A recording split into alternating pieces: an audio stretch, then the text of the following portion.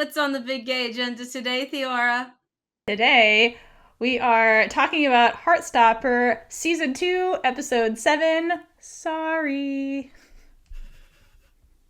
It made me think of the game, the way you said that. But anyway. Is that how you say the game name? I have no idea. I don't know. You're supposed to be like, when you like pick up a sorry card or something, be like, sorry. I don't know actually how to play the game. Anyway, it's not relevant. I think it depends on how you play the game, because I'm more competitive, so I'd be like, haha, sorry, bitch. So we haven't played a competitive game together. That would be very interesting. No, we've played co-op games. Friendships might be broken if we both played an actual competitive game together. Precisely. So, sorry? All right. We're going to start early in the morning. It's not actually early. It's midday. And Tara and Darcy are doing what they do best. They're kissing in Tara's bed. Yes. They're very good at it.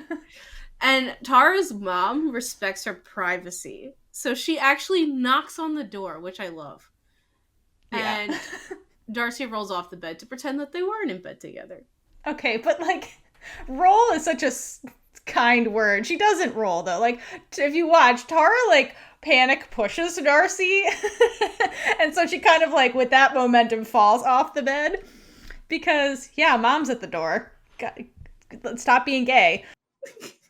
And also, yeah, mom is also like, girls, it's like the afternoon. What are you alive? And like, good for them, because they're just being gay until noon. So they're gaying it up all day long. Mm-hmm. Hydrate for them. And I also love that mom definitely pretends to not hear Darcy loudly land on the floor, because it's not like she subtly ninja like rolls onto the floor and everything's cool. She like, it's like boom, Darcy's on the floor. You know, maybe she didn't hear it. You don't know what she heard. Well, I think mom is aware of their relationship, because she knocks to be like, please stop doing whatever you're doing.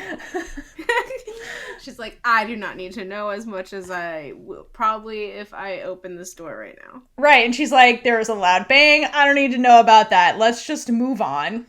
And they start talking for a bit, and we get confirmation in this scene that Tara is out to her parents, because mom comments on it, but she's not out to her granny, because granny would have a heart attack if she knew. See, now, if you ever have an issue with granny, that is definitely the way to get back at her. Just tell her and give her a heart attack. Well, I don't even know if it's just that Tara's out. I think it's that Tara's having sleepovers with her girlfriend. So, like, mom knows what's going on is the point here, but Granny would tisk at this all the way to the hospital. So let's not tell Granny. Other things this is the first time I think we see Tara's room on screen, and it's adorable and like so colorful and bright, and it just fits her personality so well. There's like stuffed unicorns all over the place, little like ballet dancer stuff, and like with Nick, Tara does have pictures of her and Darcy all over the walls, which is so freaking cute. And it's next to a stuffed unicorn, which basically, if Darcy was a stuffed animal, like she would be a pink unicorn stuffed animal. Let's keep it 100. With a rainbow tail. Yes, and it has a rainbow horn too. So like it's, oh, it does? Yes, it is Darcy the stuffed animal. So I love it. Darcy in stuffed animal form. Darcy the stuffed animal. And the last thing in Tara's room that is important and foreshadowing and amazing. The most important, right? The most important is the Taylor Swift folklore poster. So we'll circle back to that in the next episode, because foreshadowing. Other thing I want to point out in this scene is, so this episode allegedly like picks up very shortly after they get like the Paris trip concludes. So it seems that like Darcy went straight to Tara's house after the Paris trip based on their conversation. So I wonder if the text she got from her mom when they were in the Louvre was basically like, don't come back, or something nasty. Because like we didn't see it. We just saw Tara be like, hey, is that your mom? And Darcy's like, yeah, fuck that, whatever. So I'm curious if that was like the catalyst for Darcy to be like, yeah, I'm not ready to go home quite yet. You think she said don't come back? I don't know, something along the lines to make Darcy not want to come home. You know what I mean? I don't know the exact text because we never see it. I think it's probably just something that she was like really mad at her about something, like maybe she didn't clean or something. Or like maybe she did something before she left and she was just really mad and she's like, I don't feel like dealing with this right now. Maybe I'll just tell her that the trip was extended. I'm sure her mom doesn't care or know the length of the trip, to be honest. That's fair. But unfortunately, Darcy has to go home tonight because Tara's mom's like, enough with the sleepovers. Like, you need to go home. Like, I'm a cool mom, but I'm not that cool. Darcy, you gotta go home. Like, it's been 84 years. You gotta go home. I mean, Tara's mom should just foster her at that point. I mean, yeah. I mean, but again, they don't know the extent of Darcy's home life, but it is nice that Tara's mom's being cool and letting them have sleepovers because, like, I don't think my mom would be that cool when I was their age. So, there's that. So, Mine would be. Yeah, well, that's nice. While the girls are being gay, Nick is at home not having a sleepover with his boyfriend, but instead he is reminiscing about the Paris trip by scrolling through all of his photos, and he's like got a huge smile on his face because Nick loves photos as memories. Like, he's the one always taking them, and here he is looking through them. But his smile falters when he comes across a particular photo.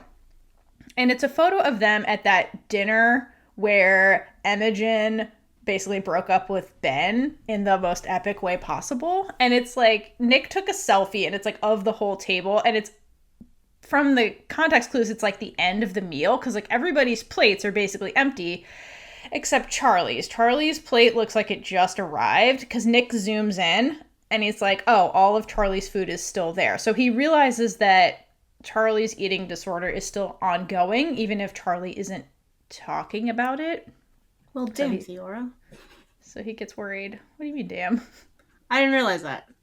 Yeah, he zooms in on it in the episode. Apparently, I didn't pay attention to that. There's that. So yeah, Nick is still worried about Charlie because Charlie's not talking to him about this, but Nick, the ever observant, protective boyfriend, is just like picking up on all the signs. I love that Imogen is living her best life. Yeah, I mean, this is post Ben, so she's thrilled with all her friends. Screw the misery. Yep, she don't need that misery. And then Charlie is also alone in his bed scrolling through Instagram when he gets a notification from Ben. Because, of course, he does. And it says, saw Nick's post. Can we talk? Wait. So he saw Nick's post. Yeah, because Nick at the end of the last episode posted about them. Oh, yeah. Okay. Got it. Yeah. So. You don't deserve his time. Well, no. And Charlie swipes that notification away so fast and just sinks back into his dark thoughts. So, yeah, what Nick doesn't seem to know, really, is just how bad of a trigger Ben is for Charlie's mental health. Not just because of the stuff that, like, went down with the two of them that Nick witnessed, but everything preceding to that with his outing and bullying and stuff. And I feel like Ben is just a trigger for all of that. And so, you know, he's looking at all these happy memories he's having with Nick as he's trying to like move on and try and get better, or at least like pretend like everything's better, because he hasn't fully processed everything. He's just been stuck with it internally. And so Ben is just that constant reminder of like the past and like he's not worthy and like all this kind of stuff. So he just goes back into his bad thoughts, which is sad. Poor little Charlie. I know. I want the best for him. I know. Then while all this is going on, Elle receives the news that she got into Lambert, and they chose her piece for their exhibit. And the exhibit's called Here and Queer. Yeah. It's really great. Like, what are the odds, first of all, in a queer show? But it's super cute that, like, you know, this particular... So Elle is really trying to find her place, and she already kind of feels at home at Lambert just by having gone through the, like, sixth form welcome, like check this place out kind of thing. But then to be invited to be exhibited in this very like welcoming type of exhibit for specifically they put to celebrate young queer and trans artists. It must just be like, okay, this is beyond a sign that this is where I need to go, that this is where I belong. Like, I mean, I feel like there's nothing more welcoming than that. Exactly. So it's just beyond perfect. So I'm happy for Elle. So these are all pretty quick scenes. And we head to Tao dancing. Oh my god, it's the cutest fucking thing ever. It's so Tao cute. is just His so happy dancing. And then his mom walks in and says that he looks so happy. Which he does. Because he is. He is. Tao lets her know that he and Elle are together, and his mom is so excited. It's ridiculous. I mean, she's their ship captain. She has been for a while. And I love exactly what she says to him, which is, the perfect girl for my perfect boy. It's just so fucking cute. I want to hug Tao's mom. Hooray for good parents. Yes, hooray for good parents, which positive rep in this show. For the most part, minus like Charlie's family, I think. And Darcy's. Darcy's and David. Fuck that guy. And Nick's dad, I guess. There's a lot of supportive parents, but there's some fucking shitty ones too. But whatever. But that's life. That's life, exactly. So, and just like life, Tao's mom is so excited that she's like, I have to go call our entire family now because she's like, I've been waiting for this. Because, like, okay, I think Tao's a lot like his mom because, like, in the sense that, like, when his feels are so big, he has to, like, do something with them, hence why he was, like, physically dancing. Tao's mom's like, my feels are so big right now, I have to tell everyone. It's the cutest fucking thing on the planet, and I love it so much. Okay, so at this point, Elle texts the group chat that her piece got into the art show. And Tao immediately asks if she got into the school and got a place. And I believe she starts to say, I got in, but she just decides to lie and say, not yet. She doesn't know. Yeah, they both go through that thing where they're like, you see through text, they type their first thought and they're like, I don't know, and they backpedal. So, like, everybody else is like, yeah, yay, go Elle, we have to shop and, like, get outfits for your exhibit. We're so excited. But Tao's first thought is, does that mean you're leaving? Like, that's his first thought to, like, the exhibit.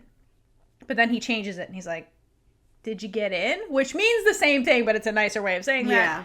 And then Elle, basically, her first reaction is to be honest and tell Tao because they've been friends for I don't know how long, but they're very close and they tell each other everything.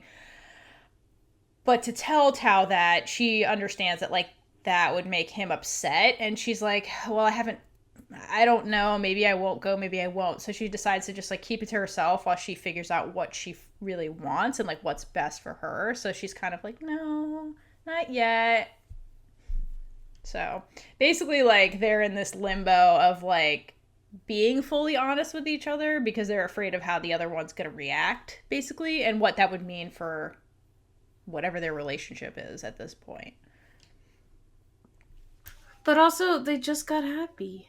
No, exactly. And, like, that's the thing. It's like, oh, I just finally got this thing I've wanted. Because, like, Elle has been pining forever, and Tao has been pining but didn't realize it forever. So, like, to finally have that and then be like, oh, man, it's going to go away in a few weeks or so, like, that's scary, you know? Yeah.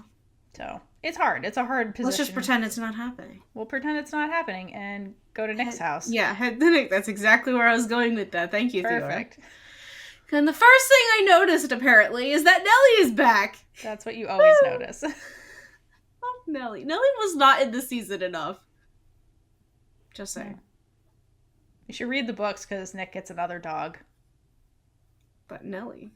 Nellie's still there, but he gets a puppy. Okay. Ready? Nellie's back. Nellie's back. Happy Nellie thoughts. Woo! I love Nellie. Nellie's such a good dog. She is. But seriously, the books. Nick gets another puppy. You should check that out. What kind of puppy? The pug. Ah, they're not my favorite, but you know, dogs are dogs. It's cute. And but sadly, Nick, yeah, sadly, Nellie's back, but David never left. Gross. Can we like I know. ship him away? Can we turn him into the bug That'd be great. with a better personality? Yeah. Anything's better than David. Let's keep it real. Yes. But we have to have some tension here. So, like, let's resolve this nonsense. Fine. All right. So Nick asks if he can invite Charlie over when his dad comes for dinner, because if he has to be stuck with his dad at dinner, you may as well have the person you love with you. Yep, just saying. And Olivia Colman just goes all out and says they should just invite his whole family and make it a dinner party. They both really do not want to be alone with his mom. No, clearly.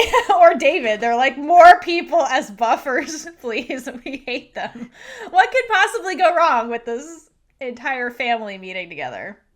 It's either be worried about what those two will say and God. embarrassed to have anybody over, or just need the people there so you don't have to listen to them. No, exactly.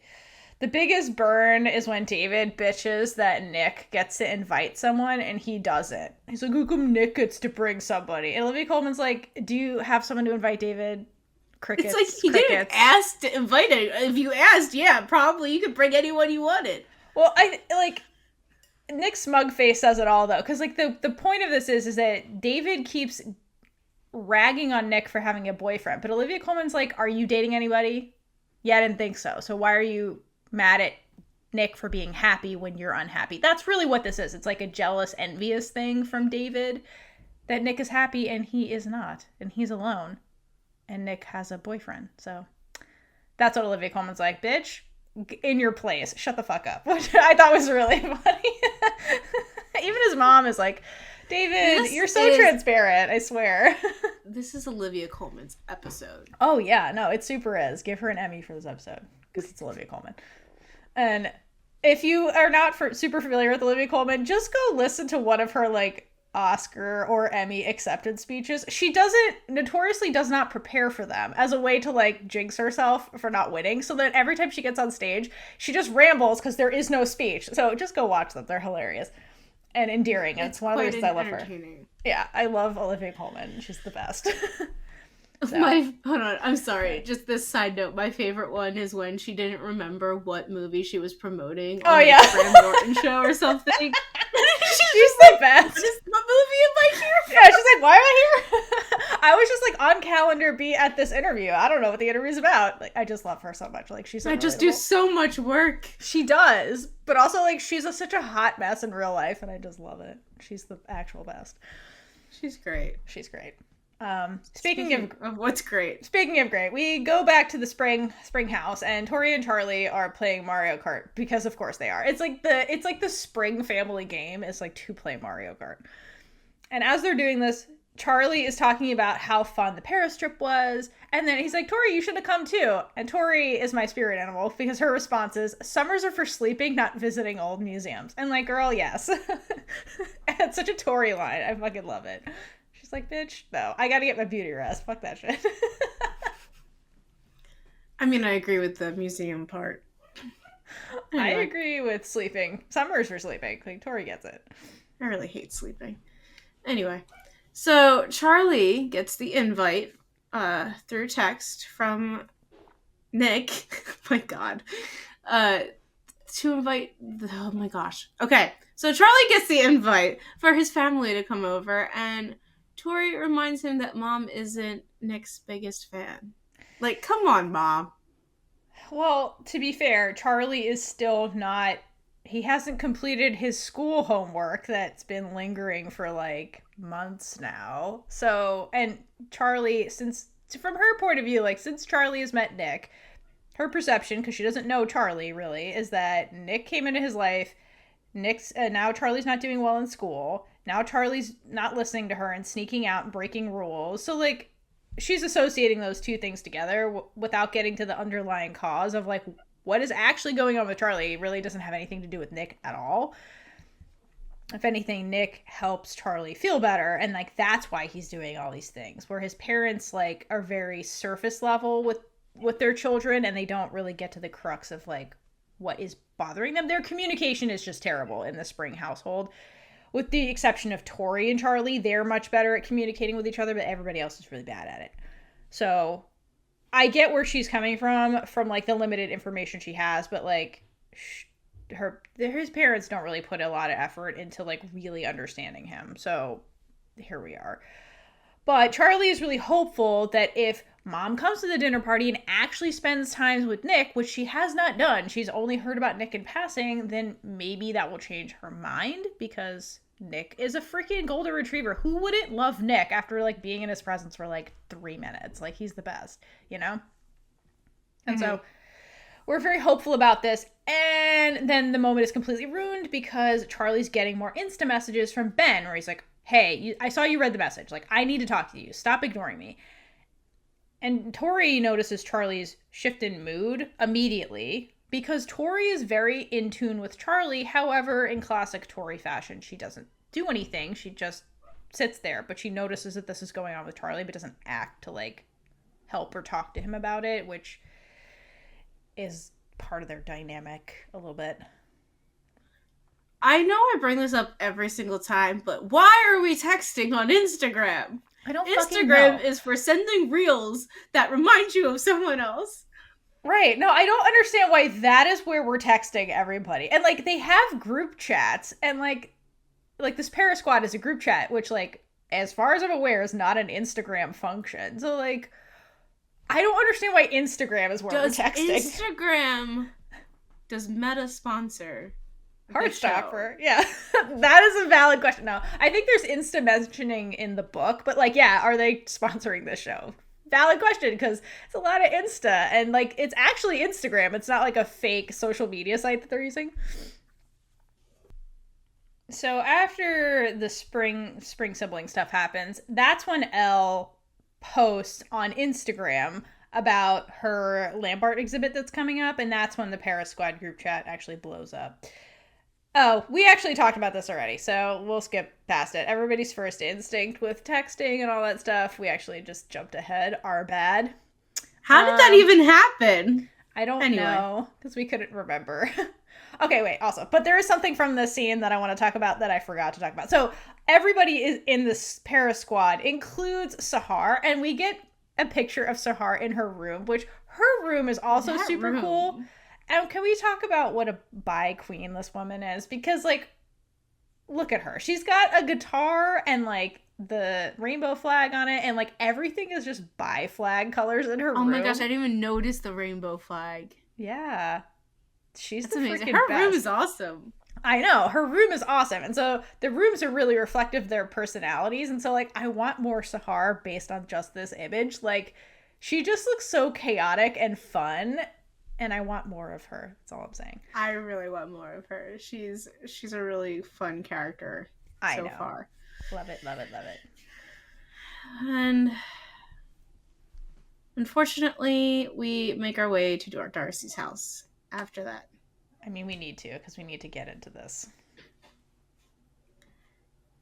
So Darcy stares at her house before finally going in, because if I didn't want to go home to that shit, I would also just stare. Get me out of here. Anyway, there are ominous clouds foreshadowing terrible things are ahead. I love the cloud detail, because if you look at it, her house is like in the middle of these other houses that look identical. So it's just like on the surface, it looks like a very ordinary, unassuming house.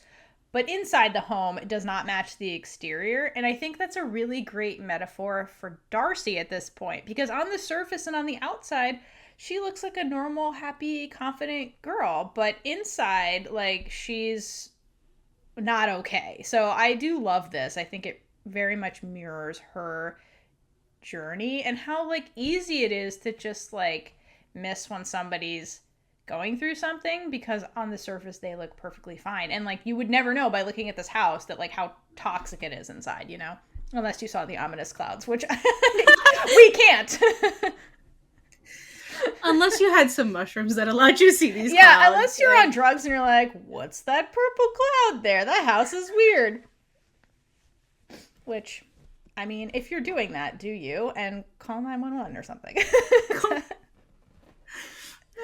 I'm just picturing this person in an ambulance going to the hospital, like, there's a purple cloud, there's a pink unicorn. You would get more drugs to make you stop hallucinating. So it wouldn't be effective, but I'm saying, try and be a good Samaritan, you know? Yeah, well, let's leave the house and the ominous clouds, and let's go all those shopping. Yeah, so the Paris squad is really excited for Elle, and they want to get art show and prom outfits. They have a lot going on where they need clothes, so they go like thrifting basically. And nothing they already have will work. Obviously not. Well, do you have a prom outfit just laying around? If you've never been to a prom before, like, no. So this is an excuse to get out. I meant for the art show. Yeah, this is an excuse to get out and do something. It's classic teenager stuff. So they're all kind of like going together, and immediately Isaac announces that he's going to break off from the group to meet up with James because they left things very weirdly in the last episode with their kiss. So Isaac needs to go talk to James to clear that up. Totally understandable. Nobody else seems to know the context of what's going on with Isaac. I don't think he told anybody because Darcy very excitedly squeals, "Oh my god, they're gonna kiss." And Isaac is like, that's why I need to go talk to him because, and fuck you guys. And he sulks away basically. So I feel bad for Isaac. His friends are not very observant in that aspect because they don't understand that people don't want to be with other people because they all need to be coupled up at all times. Yeah, and also nobody has noticed what is going on with him, period, and asked him about it. And he hasn't, and I don't think he's close enough to any of them when it comes to this topic to talk to him, which is why he seeks out James. But it's sad because, like, they're his close friends and he doesn't feel comfortable enough talking to them about it. And it's very clear in this scene that that's what's going on. He definitely cares about other people more than just himself. So maybe he's just, like, never shared problems with them before. Maybe. They're just not used to it, which, I mean, someone needs to realize that he's not okay. Well, also, like, Isaac, you know, the bookworm is very much a character that's in his head. So, you know, I would assume he's trying to work it out himself first before he talks to other people, if he's planning on talking to other people. So he's also could just not be ready for that. And, like, this reaction from his friends is really not helping him in his current, like, mindset, you know? Yeah. Yeah. But Darcy finds a suit for prom during shopping. She sure does. And Tara says she has to try it on because she needs to see Darcy in it. Like, let's be real. Yeah, I mean, correction. Tara finds the suit for Darcy, not the other way around. And then she's like, you need to try this on.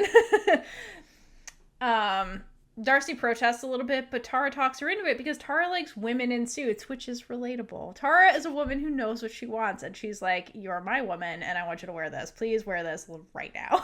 And also, she's like, it matches my dress, so, like, it's meant to be. Put this on right now.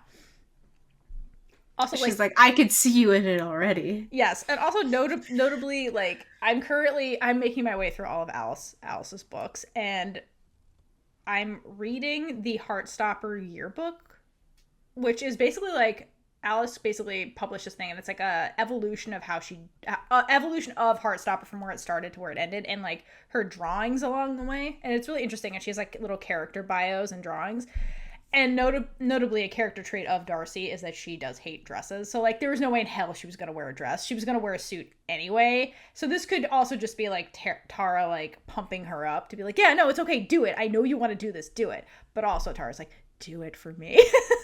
So, I mean, we also see later why she's, like, a little hesitant to wear a suit as well. Yeah, totally. But it is notably a character trait of Darcy's from the author, so I love that. And while all that is happening, Charlie is still being bombarded with messages from Misery. Yes. Ben just won't leave him alone. Well, it's, again, none of this is like, I want to clear the air and this and that. It's just, I have things to say to you. Charlie, let me say them to you. That's basically his messages. It's Ben centering himself at the expense of Charlie's mental health, who is not responding. So, like, you would take the hint, but Ben is all about Ben. I don't think Ben has ever thought it was necessary or even tried to think of someone else. Yeah, exactly. That is his big And flaw. I'm kind of convinced that's because his parents don't really care about him.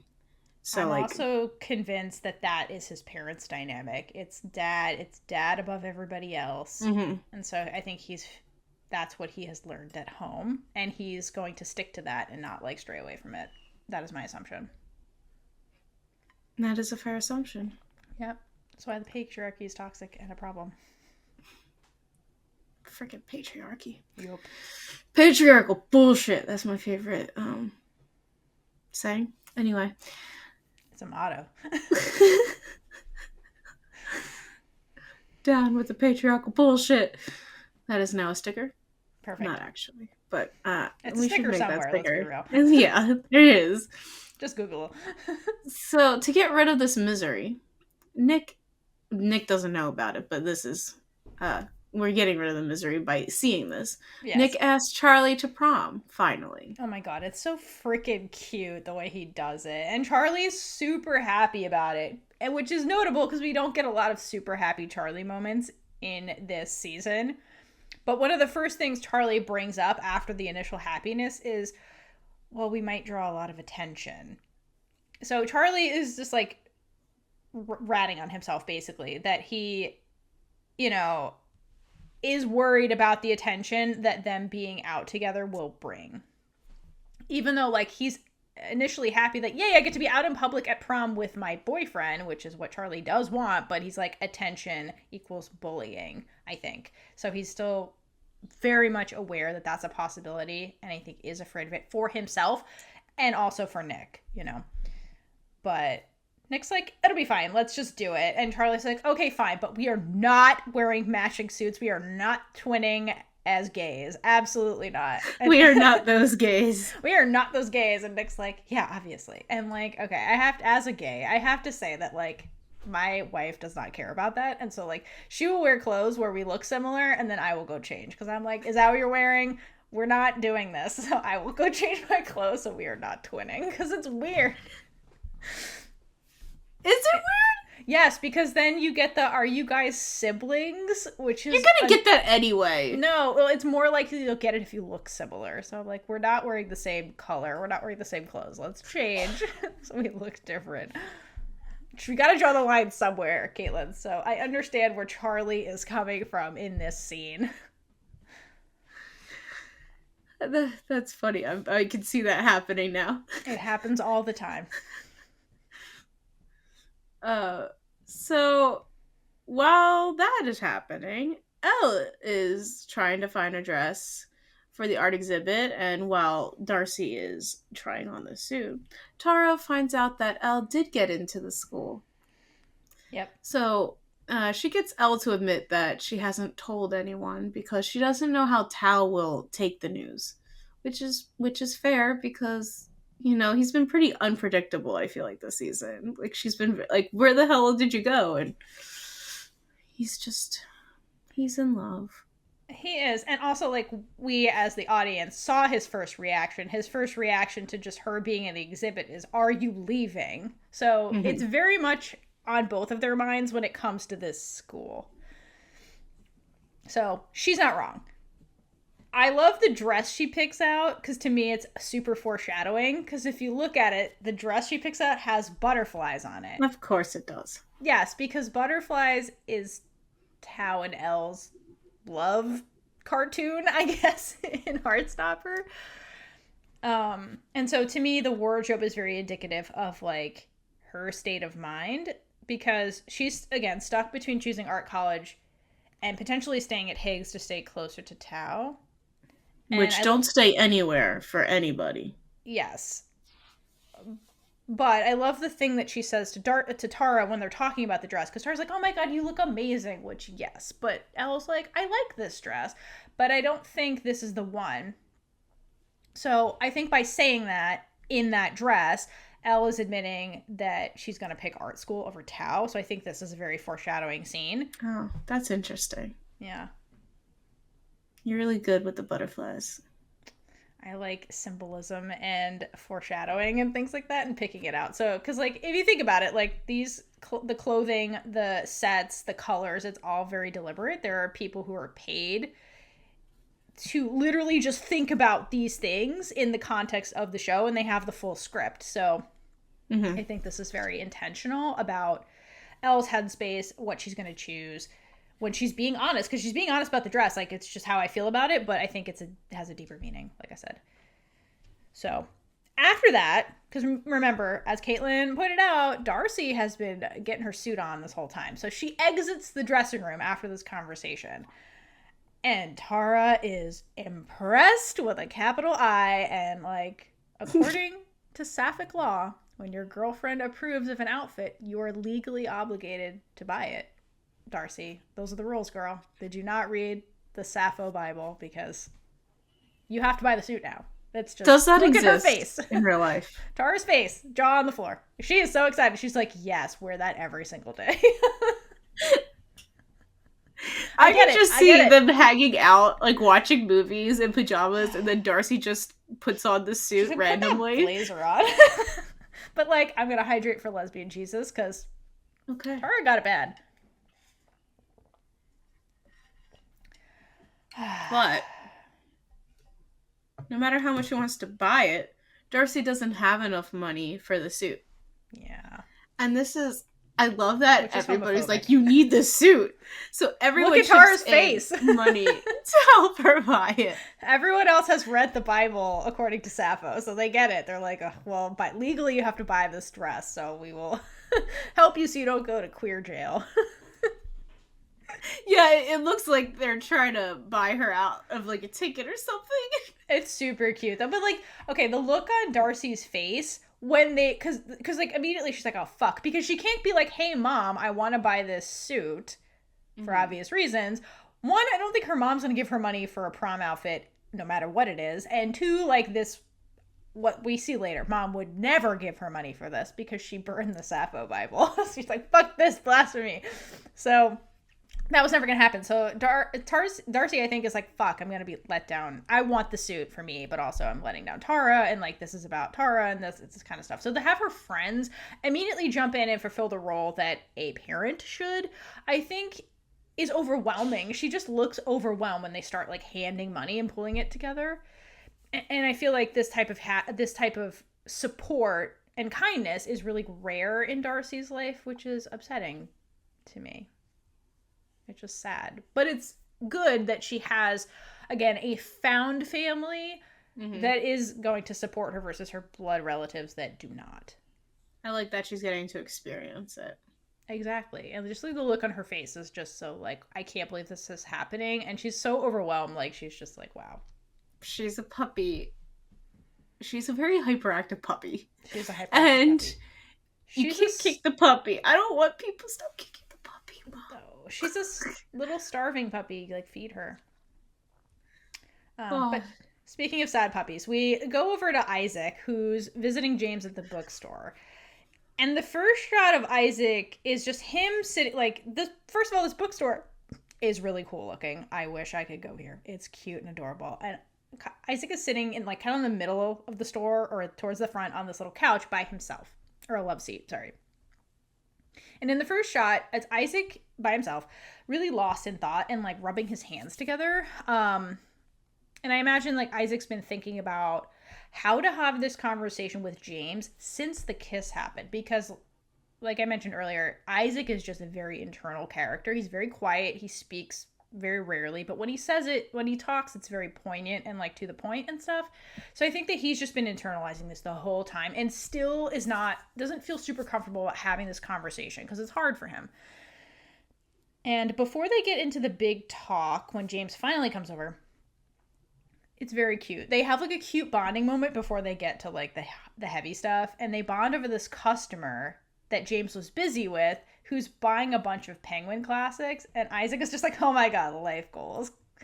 And I love that they have this cute little lighthearted moment together. To me, it demonstrates that their friendship was deeper than the crush. Because they have this, like, very important hobby in common, the two of them, that they can talk about that Isaac does not have with his the Paris squad. So to me, it gives me hope that they're going to remain really good friends after the crush thing kind of fades. So I do like that this little moment is in here with them. I think this is my favorite moment between them. Oh my God, yes. It's so cute. It's so cute and beautiful, and we don't get a lot of James, but this scene really, like, speaks to how good of a friend he is and how good of a person he is. So I love this scene. And it's in, like, there's, like, a safe space for Isaac, right? Like, the bookstore. That's his, like, happy place, you know? So it's a beautiful scene. I love the scene, period. And then after they make the little small talk that is, their whole world, James says that he guesses that Isaac doesn't like him the way that he does.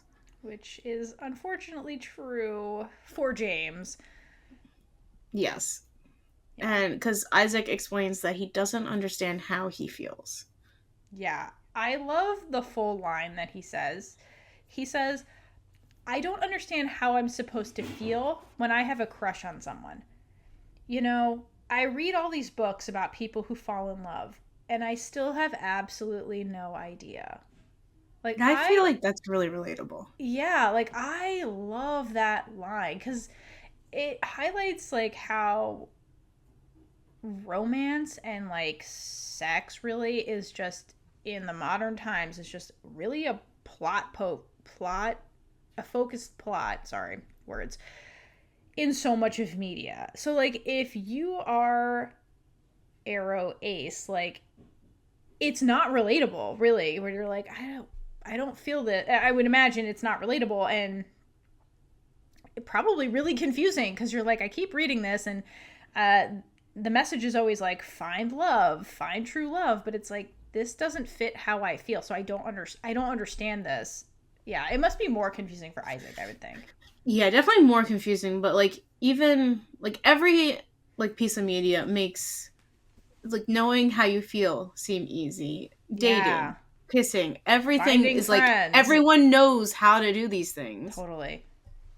But, and then if you have trouble with any of it, you're like, what is wrong with me? Yeah, exactly. And I like that that's depicted a little bit with, like, the Tao-Elle relationship.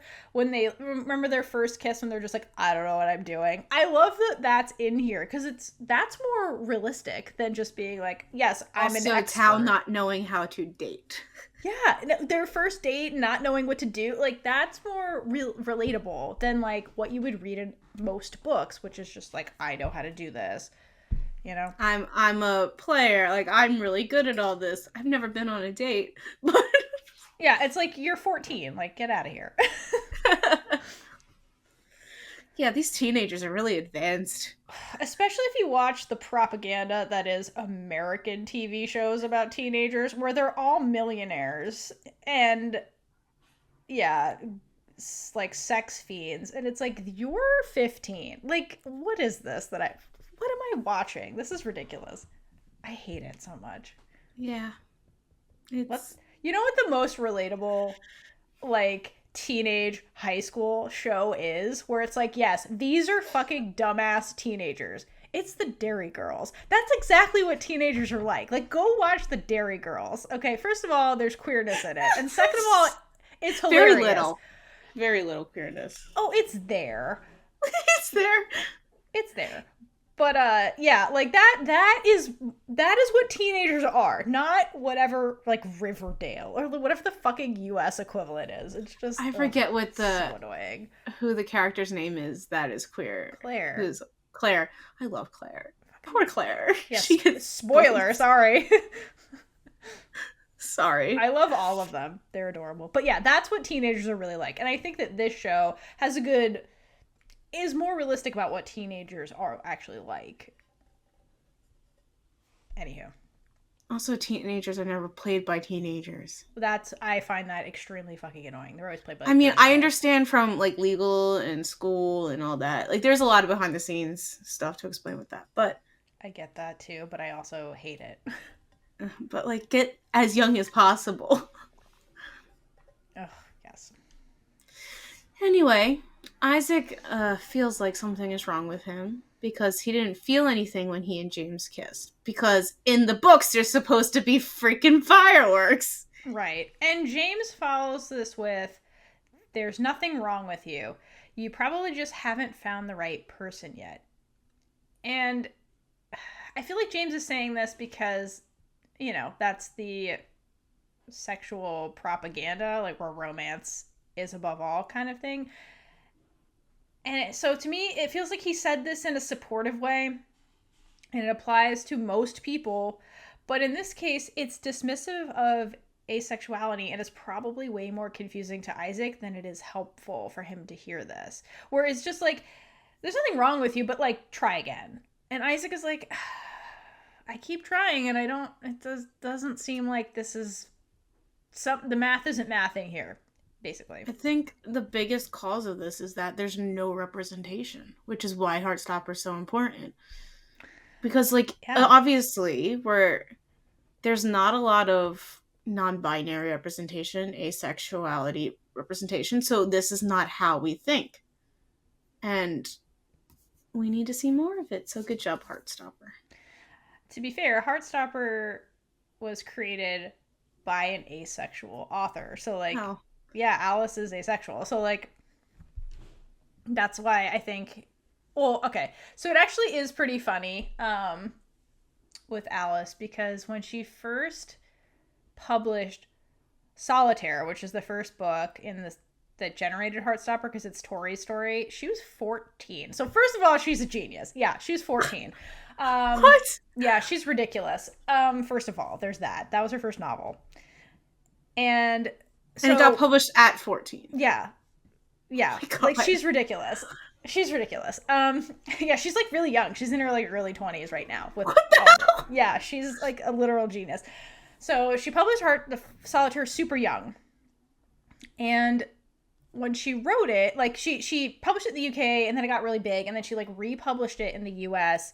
And at that point, I think she made changes a little bit to some of the characters. Like one of the characters, she's like, oh, I define them as pansexual later on. Because she says, I didn't have the language to really understand how to describe this character, and I didn't have the exposure basically to other types of sexuality. And so like in hindsight, when she was looking at that book, she's like, it's so obvious to me that like this character was coded pansexual and this other character was coded asexual. And I'm like, I should have seen the writing on the wall, because I didn't know what I was at the time I was writing this, but like I was clearly writing how I felt, you know?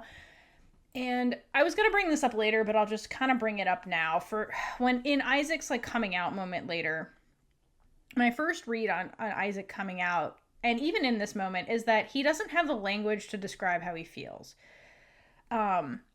Like he doesn't have the language for asexuality, so he doesn't understand it to put the label on. Because like labels can be problematic, but I feel like language can be powerful for some people. So if you can have a word or words to describe how you feel, that is very empowering. And so for Isaac, he's like, I have these feelings or lack of feelings, and I don't know if something's wrong with me or there's some way to describe me. So I think, to me, that's my first read, that's what's going on with him. But if you think about with Isaac, whom Alice wrote into this book or into the show based on a different character, but a lot of it wasn't really focused on Allred, the other character. She's doing a lot more about focusing on the asexuality journey with Isaac. So this is after Alice has kind of figured out who she is, after she has a better insight into that. And I think Isaac is more of a stand-in character for her compared to the ones she's written in the past. I should know this. Does she write on the show? Yeah. Okay. Yeah, she was very heavy in writing. Like, she has written it in interviews. She's like, I'm writing Heartstopper. Like, she's heavy-handed in the show. Okay. So yeah, everything with Isaac is very deliberate from an asexual person who has gone through that experience. And what I find sad about Isaac, and I think this is a link to Alice, is if you think about Isaac not having the language for asexuality, that is really sad, because he is an avid reader of queer books. Okay, so if you have somebody who's constantly consuming queer media and doesn't know what asexuality is, that really speaks to the bigger problem of there not being good or enough representation for this type of sexuality, because Isaac has never come across it, and he reads like thousands of books, you know? But I swear we see him reading a book about being ace. Was it, or was it the bisexual book? I swear it was the ace. I will have to go back and look. But like, I swear, like, because I saw the cover again when they were doing the book display. And I'm like, that's the book that he was reading. So I swear he read it before. I find that so weird, because like that's how his journey reads. But I mean, how many ace characters can you think of in queer media? I think we got like 3 on our thing that we were doing. Yeah, we were trying to do an episode about ace rep, but it kind of fell through. Well, that's not even the one I was talking about. Yeah, yeah. We're still working on it. If anybody's got ideas, feel free to put them in the chat. Yeah. If you can represent them as well, let us know. Yeah, because we were going to talk to Bree's sister, who is ace, and that did not work out, so we'll keep trying, but yes, whatever. Because it's important. It is important. But yeah, basically not many, which is the unfortunate thing. But I love that Alice is like, fuck that. Because in this scene, if you look behind Isaac and James, there is a book on display that's got like a purple pinkish cover. And I'm pretty sure the book is Loveless by Alice, which again, kudos girl, plug for your own book. But it's really appropriate for the scene because it's basically the book about an asexual or like aromantic relationship. So it's like perfect in a conversation where it's almost like, I don't know what I am. I don't understand me. And there's this book to be like, hey, this representation exists because I'm trying to put it out there. Like, love it. Have you read this one? Oh, you have. Cool. You just answered my question. No, I haven't. I haven't read that, and I haven't read Radio Silence. For our friend on YouTube who pointed out, well, first of all, thank you for all of the comments you keep leaving us. They make our day, and I'm glad. We have a few people like doing in-depth comments. Yes, for us, oh my god, it's really nice. It's so nice because I love hearing everybody's thoughts, and plus, you guys actually have experience with like the UK schooling system, so thank you. We're trying so hard. You want a slap in the face? So Bree, our other co-host, which if you've only watched Heartstopper, you've never seen Bree because Bree's not into Heartstopper, so she's not here. Bree was like, "Oh, I understand this UK schooling system," and we're like, "Girl, where the fuck were you in the episodes? You could explain this shit to us if you understand this." So Bree left us. We need to just interview her about the school. Jesus Christ! So that was fun to learn in hindsight after we. There's a reason there's 3 of us for this stuff. Anyway, yeah, usually there's 3 of us, but not for this. But I did read This Winter. It's adorable. It's fucking adorable. Like, it's basically like you pointed out, it's really good for highlighting the sibling relationships. And there's POVs from all the Spring siblings, so it's adorable. Oh? Yeah, in the book, they have a younger brother. Oh, that's Oliver. Right. That's right. Yeah. So. Oh yeah. I started Solitaire, so. Yeah. So it's really, really cute. And if you guys are interested, Kaitlynn and I were toying with the idea of like during the hiatus, covering more of Alice's books until season 3 comes about, because they're honestly so good. She is a freaking genius. So, if you're interested in that, let us know. Theora's been getting to them very quick. They're easy to read. They're like 200 pages. Like, they're super easy books to read. And I love them. She's a really good, great writer. And everything is super queer, so it's really, really fun. But yeah, Loveless I will add to this list. And the other one is Radio Silence, which is the one I think about Allred, who's like the Isaac character in the books. Okay. But I haven't gotten there. I just didn't have time. Anywho. That's that scene. Now that we went off on that rant, it was all important. It was. I was going to talk about it in everything we say is important, Theora. I know. I was going to talk about that later, word. But here, all the words. Beelzebub. Oh shit! You don't have a spelling challenge, do you? Wonderful. I forgot about it. Thank you. Okay, so that's something else for me to think about while we finish this. Stay tuned. Anyway. Anyway, Isaac finishes up his conversation and heads back to the gang. And of course, I feel like at this point, Isaac's dreading going back to them. Because the Yeah. gang is bombarding Isaac with questions. Uh, and Isaac is frustrated. I cannot keep characters' names straight in notes, apparently. Whoo! I don't know what's wrong with me.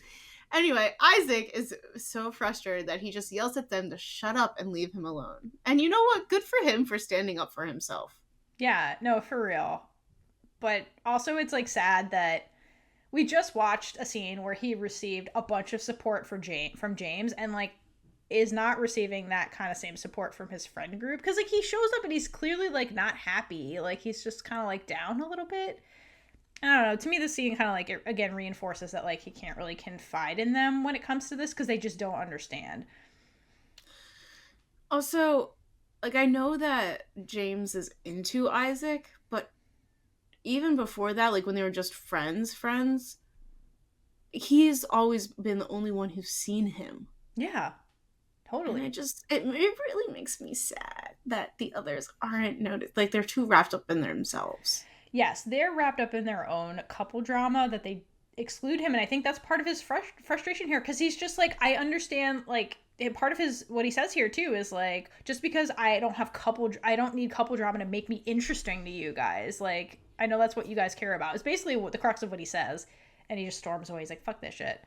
You know what? I wouldn't understand most things, but I would talk to you all day about books. For real.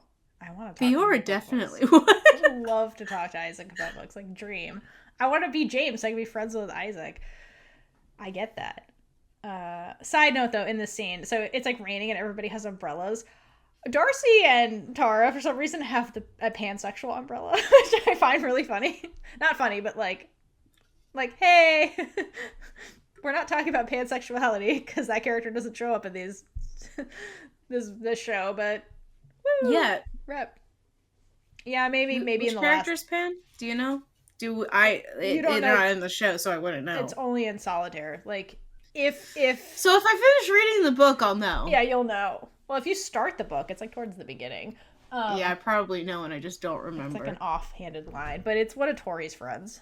So I don't know how much of Tori they're really going to include in Heartstopper, because Alice has basically said like Tori's story is done. She's more like a side comic relief. At least tell us it's Diet Lemonade. Huh? At least mention that it's Diet Lemonade. I know, it's never mentioned. But yeah, Tori's more, she said in the show, in Heartstopper in particular, she's more like a side character and there for like supporting Charlie, not her own thing, so I don't know. I just want more like shots of her. I love it. Like just randomly in the background. I love it. Just like hide her like Where's Waldo in the background of things. Yep. There's one coming up soon, so I love the Tori spottings. They're hilarious. So from here, yep, we go to the art exhibition. Yeah, so after that, it's like finally art exhibition time, and it's called Here and Queer.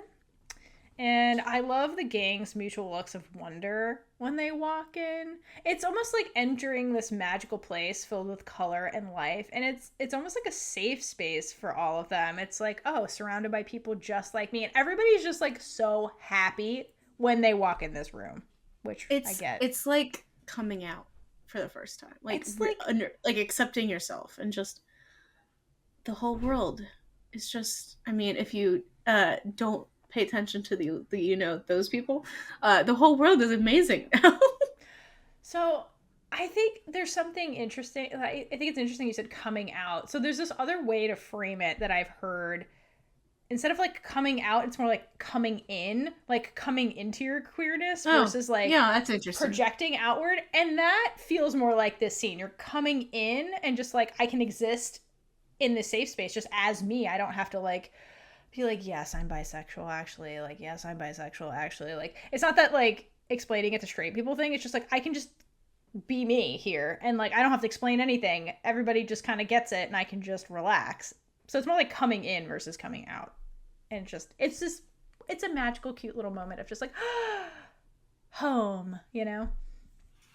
But isn't this the place where Imogen finds out that Sahar is bi? Yeah, Or we'll get there. We'll get there. No, I was just saying, because you're like, I don't have to, you don't have to say it. But anyway, then, I just thought it was ironic. Imogen thinks she's a Imogen is an ally. Right, she's an ally. Anyway, so like, yeah, the gang walks into their safe space, which is the Hair and Queer exhibit, which is exactly what Elle has named her piece. So I think those two things go together. Oh. Yeah. Also, okay. Anyway, so right away, someone lets it slip that Elle will be going there in September. Isn't that like the principal? It's somebody who already goes to Lambert. It's just like, we're so excited you're here to exhibit your artwork, and we can't wait to see what you're going to produce in September. So like, somebody who knew that they were accepted. She would tell them before she brought them somewhere that she was going to go to. I mean, to be fair, I don't think she was expecting anyone to say, oh, can't wait to see you in the fall, but it is a possibility. Right, totally. Yeah. So, yeah. But, like, bottom line, by told people, she should have told Tao, because he looks completely shell-shocked when he finds out that is indeed what's happening. You don't want someone, like, that you're with to find out that you're leaving them. No, he looks so... Even if it's not, like, literally... He's so sad. He's a sad little puppy here. And, like, the immediate shot after that is Elle's face, and it's, like, clear that she fucked up. She's like, oh, I done fucked up. But before she can, like, console a very clearly distraught Tao, Naomi and Felix swoop in, and they're just like, yeah, girl, congrats. Can't wait to go to school together and stuff. So, yeah, that is left unresolved. And so, I can't wait to see more of the three of them. Agreed. Hopefully we do. I would like to know more about Felix, because I feel like we don't know a goddamn thing about Felix. So, season 3, please. So, before any of that can get resolved, we follow Isaac. So everybody kind of like splits up, and Isaac wanders off on his own in true Isaac fashion, because that's what he does. And he's immediately drawn to one of the art installations. And it's basically like this like hanging installation with a bunch of like cards with like hearts on them, and they're upside down and all this kind of stuff, and it's like love flipped on its head is basically what it looks like to me. And he's immediately drawn to this. And the beautiful thing is that Isaac doesn't know why. He just knows that he loves it. And to me, that's a callback to what Nick said to Elle in the last episode when they're in the Louvre. And when he said, you don't have to, when they're looking at the art, and he's like, well, you don't have to understand your feelings completely to know that you like something. And to me, that's exactly what's happening with Isaac. He knows that he likes this art, but he doesn't understand, and he's having feelings towards it, but he doesn't understand why. And that's exactly what's happening. Theora is so smart. That's a really good Parallels. Yeah, we'll go with that word, because I couldn't figure out what word I was trying to say. Parallels. You quoting something? No, I'm just saying parallels. So after a beat of Isaac just kind of standing there, the artists themselves, I actually don't know their pronouns, moseys on up to Isaac and explains what the installation is all about. And it's about their experience being aromantic and asexual. And I adore the artist's interpretation of their work, and so I'm going to quote what they said. Being in a world where romance and sex are prized above everything else, but you don't feel those forms of attraction. Growing up feeling something about you is different, but not having the words to describe what it is. And so I kind of talked about this earlier, but basically sentiments like this, for me, I think is why labels are valid for some people, and like language is just so important, because like having the words are powerful. So if you can have a word to describe your feelings, it does help you understand them, and kind of like come to a form of acceptance if that fits you. Because to me, Isaac's journey reads like somebody who like has these feelings but doesn't understand what they mean, and then when he gets the language for what they mean, everything kind of makes sense. And so, and we see this with Isaac, he just looks, once the artist is kind of explaining this to him, he's like, oh, asexuality, aromantic, that's what I'm feeling. That's like, it's like a eureka moment, and he just looks so relieved. And we get like the leaves floating, which Kaitlynn has pointed out means like they're being their authentic selves. They're freed by something and just being themselves. And like, to me, once Isaac has the language, he is free. You know. That's why we have so many labels. Yeah, exactly. So stop getting pissed off because you found yours. But some people are just like, well, labels can be confining and like problematic, and yeah, like I think that's valid too. But to some people, having language is very powerful for them, and that's liberating. So I see both sides of that. But for Isaac's particular, I think having language is empowering for him. Yes. Yeah. And shout out to the creators in this scene, because in this entire exhibit, it's very colorful, and there's like light installations playing with color the whole time. And I like that as the artist is explaining this and like Isaac is having the epiphany, like the arrow ace colors start like playing on him as the scene is happening. So poetic cinema, and I love it. Thank you, creators. They love colors in the show. Oh yes. They do, which we love colors too. But once again, as I explained earlier, the sad part of this all is that like Isaac didn't understand arrow ace, but yet he reads all these queer books, which highlights the problem of we don't have enough representation for this type of sexuality. So more of that, please.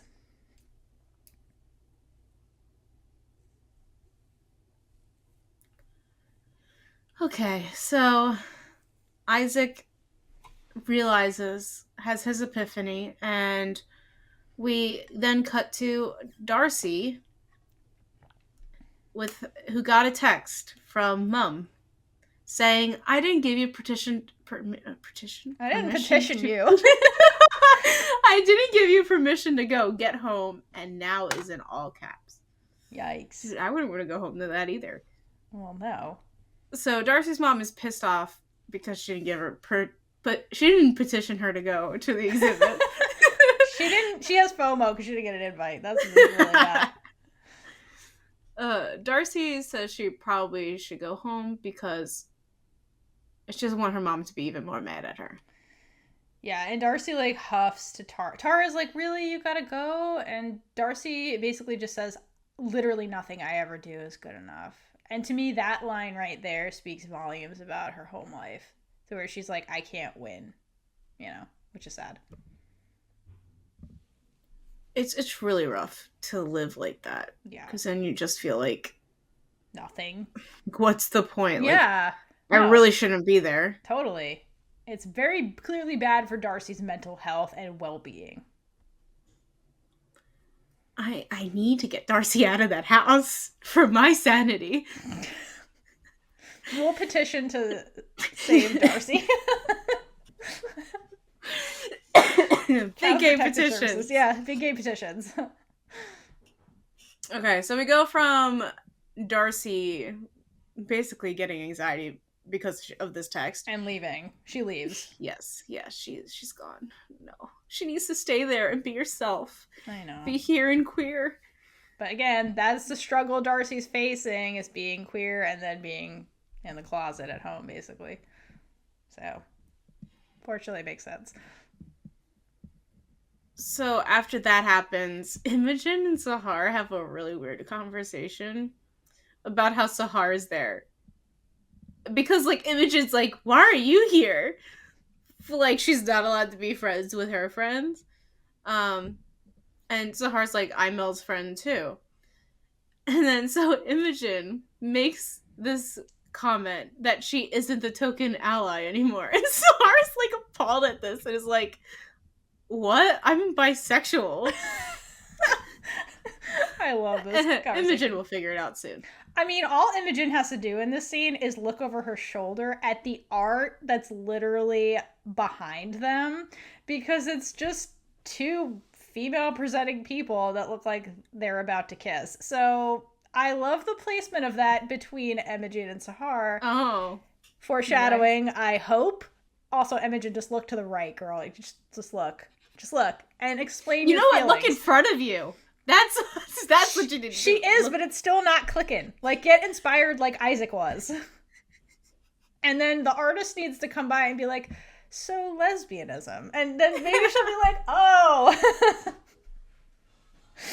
Okay, but yeah, I love that after they have that conversation, Sahara's like, how dare you call me an ally? I'm in the mafia. The alphabet mafia. She walks away. And Imogen is like, what? And like chases after Sahara. And I want their off-screen conversation that they're having about this, because Imogen looks really pressed and about the fact that Sahara is like mad at her. And I want to know what's going on here. And as they walk away, we get a shot of Tara being like, interesting. After watching that whole conversation. Wait, does she say it, or yes, is it she just says her face? it. She's like, interesting. Oh, damn, I missed that. So I think that Tara's gaydar is setting her a 5-alarm fire at this point, and she's like, that was really gay. Just what just happened here. Interesting. And yeah, Tara, maybe you should like push their heads together so they can figure it out. Be the ship captain. Be the ship captain. I have no power in this. Oh shit, and I forgot Darcy also witnessed this. And I think Darcy's face is kind of like Tara, so she's like, that was pretty gay. So after that, Darcy bounces so that Mummy Dearest is not angry at her anymore because she didn't petition this. And so Tara, before she leaves, Tara's like, hey, prom is tomorrow, don't forget. Plot point. And Darcy expresses that she's looking forward to it. She's not going to forget about prom. She's ready. And they have a really cute moment where they basically like talking about their outfits and they're gonna slow dance. And so the fact that queer women are talking about something happy means that something tragic is going to happen. So I got anxiety at this moment because of like what, queer media has done to me. This is way too cute. Something bad's gonna happen. The lesbians can't be happy. No, obviously not. So basically after hearing all the cuteness, I was as sad as Tara looked after Darcy left. Like, she just looks so sad. But she does. But after my PTSD subsided and my brain started working, I realized that they have to be dancing to a Taylor Swift song. And now I have hope to keep watching. Because Folklore was in the room and they're talking about dancing. So it has to be to a Taylor Swift song. So I was calling it in my brain at that moment. I'm just saying. I just need everyone, if you haven't seen our reaction videos. Oh, wait, this is only on Patreon. So become a Patreon member. To our Patreon. For $5 a month. And watch them. Because the auras the whole time is just trying to figure out when Taylor Swift is going to be coming. I mean... Can you blame me? I knew there was a Taylor Swift song, and it was with them because, of course, it is Taylor. So I was waiting for it. So anyway, also they kiss before they leave, and they are illuminated with the colors of the lesbian flag as they do that. So once again, shout out to the, on set people for making this as queer as humanly possible. I love it. So after the lesbians are done lesbianing, we transition to a scene where one of the art college professors / event coordinators, I don't know who any of these people at Lambert actually are, but somebody representing the art college is making a speech about all the great student artists and introduces Elle as this prodigy that will be starting next year. And then we get the big unveiling of Safe Space, Elle's work. So Elle makes a speech how her artwork is of what has always made her feel safe. And it's a painting of her with the boys in the art room because it was the safe space for all of them.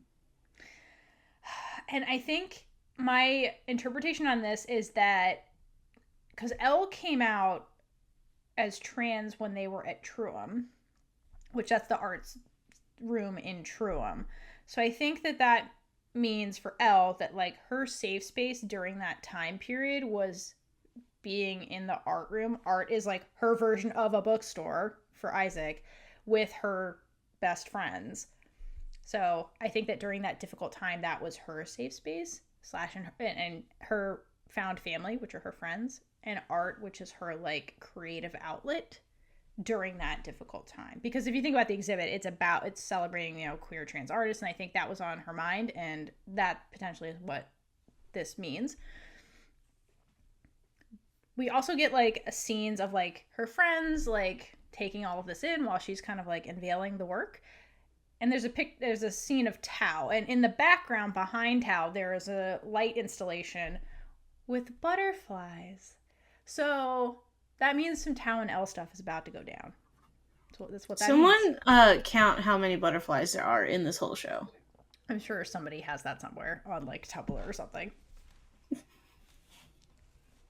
I need a leaves versus butterfly comparison. Oh, it's definitely more leaves. Yeah, but I want to know the ratio. Yeah. Okay. So Tal and her and Elle.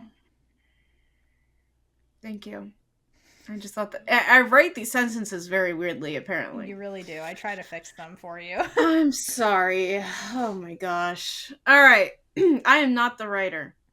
That's okay. Tao and Elle talk about Elle getting into the school, and Tao tells her not to base her decisions on him, like a good guy should. And he just wants her to be happy, because she deserves to be happy. And he can clearly see how happy art makes her. Like, he loves watching her do art. Like, he knows how much this means to her. And he follows this up by saying, wherever you are, I'll still want to be with you. So he's basically being like, we're not going to break up because of this. So, like, do what makes you happy. Which I appreciate. And it's kind of a call back to something they go through during one of the books. I think it's called Nick and Charlie is the name of the book. It's not a graphic novel. It's actually a book. Where it's like later after Elle's already gone to Lambert. So I wonder if that's hinting to that and what happens with Tao and Elle. But regardless, at this point, Elle is still pretending to be conflicted and like, oh, I might go to Higgs. And it's like, girl, we all know you're going to art school. Like, including Tao. Like, he knows. Like, so. Yeah, he always knew. He always knew. He's like, if she gets in, she's going. Right. Like, she has to go. Right. Because he is her number one fan when it comes to art. Like, he is her biggest fan of her work. I don't think he would let her not go. Well, I mean, I think he respects her, like, making her own decisions, but, you know, he knows that she deserves to be here. Because she's a freaking talented artist, and she deserves to shine. He's just, he's got feelings about missing her and losing her, and that's totally understandable. Can't blame him for that, So, I love that scene. But then we get to, like, actually probably one of my favorite scenes in this. This next scene I have titled, "Oh, look, here comes Missouri." But yeah. And yeah, this is when Ben traps Charlie and forces him to hear him out, because nothing says a good conversation like forcing someone to listen to you. I mean, he's basically been trying to force Charlie into this. If you just read those Instagram messages, and the first thing he says when Nick and Charlie come out of the exhibit is, I need to talk to you. Not we need to talk. It's I need to talk to you, Charlie. And Nick, to his credit, is having none of this. Nick immediately transitions into protective boyfriend mode, and he tries to take Charlie away. He's like, fuck this shit, Charlie. You have nothing to say to Charlie. You fucking assaulted him. Get out of here. But then Ben says, I want to apologize. And that changes everything, because that's more of a mutual conversation versus like, I need to dump my feelings onto you, which is really what this conversation is. Mm-hmm. Yeah.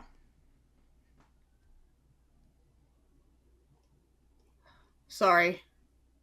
All right. So Ben mentions to them that he won't be coming back to True next year. So it's the last time they will see him, at least. So that's a positive. And Ben tells him that he really likes him, but that he is so messed up that Ben is messed up. And his parents would never accept him if he was out. Yeah, and that's really the heart of all of the stuff with Ben. He says to them, the exact line he says is, I want to be like the two of you, but my parents will never accept who I really am. So Ben is like a conflicted character between like what he feels and what he's been indoctrinated to project. And that's why I think like this all really, really ties back to like his home life. And we did get a glimpse of Ben's dad and whoever the mom is, whether it's bio mom, stepmom, I don't know, at the Parents' Day thing. And just like Ben's dad gives me like alpha male sleazeball vibes. And so I think that Ben has been raised in an environment where like he's expected to also be that. And so, and he's not on the inside. And so like it is really shitty. Like Ben's situation is really shitty, but how he handles it is also shitty. The one thing that I really, really, really hate about this scene is that it makes me feel a very, very tiny little bit for Ben. But luckily, it doesn't make Charlie feel anything. No. Because well, Charlie tells... It makes Charlie feel some confidence, I think. Yeah, it's like, you know what? This is bullshit. Yep. Charlie tells him that he never cared sorry, pronouns. Charlie tells Ben that Ben never cared how Charlie felt. And that Ben always forced himself on Charlie. Which is absolutely true. Yes, and also terrible. Yes. Now that he is with Nick, he can finally see like what a healthy relationship is. Yeah. And that involves more communication, on both parts and like talking to each other, not at each other. Yeah, exactly. Well, at one person and not letting the other person talk at all. Or trying to like manipulate the other person into doing what you want. Because like Ben would always manipulate Charlie into like, again, hooking up with him when it was convenient for Ben. Versus like Nick and Charlie hang out with each other because they want to. So yeah, very, very different. And what Charlie says to Ben in this context is so fucking sad, but I think this is really all the mental health stuff Charlie is going through and how he really feels. So I think it's good that Nick hears this. But Charlie says, I went along with it because I had a crush and I didn't know any better. I felt like this must be what I deserve. Someone taking what he wants from me when he wants it. Now, when anything good happens to me, there's a little voice in the back of my mind telling me I'm worthless and I don't deserve it. Like, this confession explains the PTSD Charlie has from this relationship and like the bullying and why Ben is such a big trigger. I think that Charlie, the little voice starts talking in the back of Charlie's head anytime he sees Ben, and that's why he like shrinks in on himself, being like, you're worthless, you don't deserve Nick, like you don't deserve to be happy. And maybe that's why he tries so hard to make everything perfect with Nick or appear perfect, because he's really afraid of like losing Nick or Nick realizing like, oh, Charlie's not worth it, or he's an annoyance. And it's really sad, and it kind of shows you like how you can just get trapped in these like bad thought cycles when you've been like beaten down enough by someone or something. Yeah, I'm really glad that Nick was there to see all this totally. Too, because he can see that Charlie is, I mean, there is a lot going on with Charlie, but at least he's learning to stand up for himself. And I don't think Charlie would have like told him everything that happened, because I don't think he knows how to really communicate it. So Nick is getting to see what's inside Charlie's head without Charlie having to actually tell him. Correct. Yeah. And I mean, Charlie basically tells Ben good riddance, and yes, go you. Yeah, exactly. What his line is so good, where he's like, I really hope you do become a better person so you don't hurt anyone else. But I don't want to be there to see that happen. So, yeah, this moment of Charlie standing up to Ben is so, so huge. And I hope that by getting this kind of closure of basically, because Charlie's a good person, he's like, yeah, go you for wanting to improve yourself. But, like, you don't get to use me in that process, basically. Like, I don't want anything to do with you anymore. You go on your own. And I hope also, that... Yeah. Sorry. In media, a lot of times the victims become like friends with the people who abuse them and like help them become better people. And so like now they're a nice character. So when Charlie is saying like, I don't want to be there to see it happen because like I'm not helping you through this. I don't care. I hope you become a better person, but I don't want to be a part of it. I feel like that's just giving people permission to let go of the negative people in their life. Where a lot of times I feel like the media is just saying, keep everybody in your life. You can't let anybody go. Well, I think that goes back to, at least in America, Christian traditional values. Yeah. I'm not calling out Christians. I'm just saying a part of that religion and the culture of that religion that has been baked into the country we live in is that women in particular are vessels of forgiveness. And like you're supposed to forgive people even when they abuse you. That's what you're supposed Especially in marriages, like no divorce. And if your husband abuses you, that's your fault. Right. You're supposed to forgive him of his and help him be a better person. So yeah, it's putting all the responsibility onto the victim, and that has been portrayed in media because that was culturally acceptable for a very long period of time, where it's like, yeah, you'd have mainly female characters or like female coded, which you can argue is kind of like in the relationship of Ben and Charlie, how that dynamic is set up with like abuser victim, that Charlie is that female figure in the context of like that social structure. Mm-hmm. So yeah, it would be expected for Charlie to be like, I forgive you, Ben. Yes, be a better person. I will help you be a better person, because that's what like traditional values tell that type of person to be. Like, you're the vessel of forgiveness. It's your responsibility. But Charlie's like, fuck that. It is not my responsibility to fix you, Ben. You fix your fucking self. I don't need to be a part of that at all. And like Ben is almost, again, because he comes from traditional family values, he's expecting Charlie to be like, yeah, I'll help you. I will help you be a better person. I'll forgive you, Ben. Like, he comes into this conversation with that expectation, and Charlie is like, no, I'm my own person.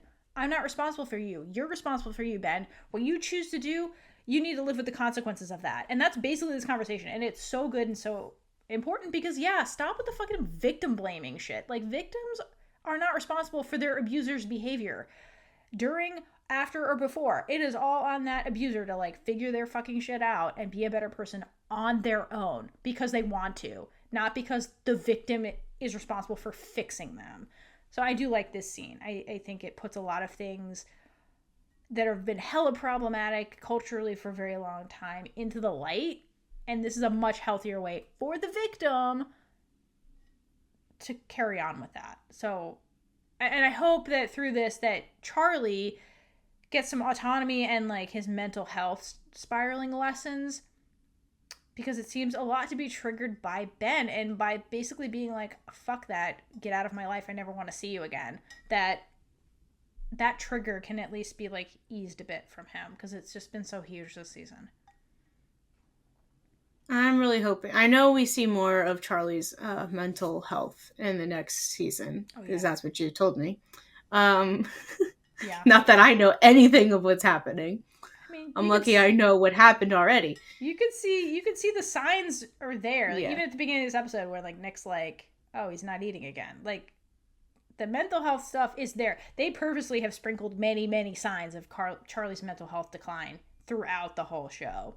It's just like you have to pick up on them, and Nick is getting better at picking up on them, so we, the audience, are getting better at picking up on them. Because he won't talk about that. He doesn't talk. You have to watch Charlie to see the signs. Hopefully without Ben there, he'll be able to. Yeah. I mean, I think Ben is actually... I don't think we're going to see Ben again.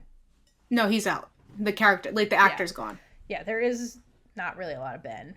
Actually, Ben's in solitaire. Ben is all over the place, so I find it really odd that they're cutting him out of the show. But that's totally fine. I think it might be the actor's choice. And that's fine. I like the scene. I like his exiting. Like, I don't think we need to focus on him really in the show, but he's in the books for sure. I mean, yeah, he had his use in the show, but I'm kind of glad he's not there anymore. So,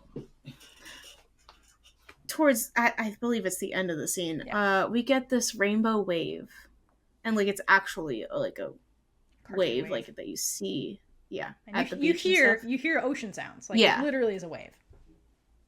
So we see the rainbow wave, and it comes close to Ben. And it's, like, very close to him, but it never touches him.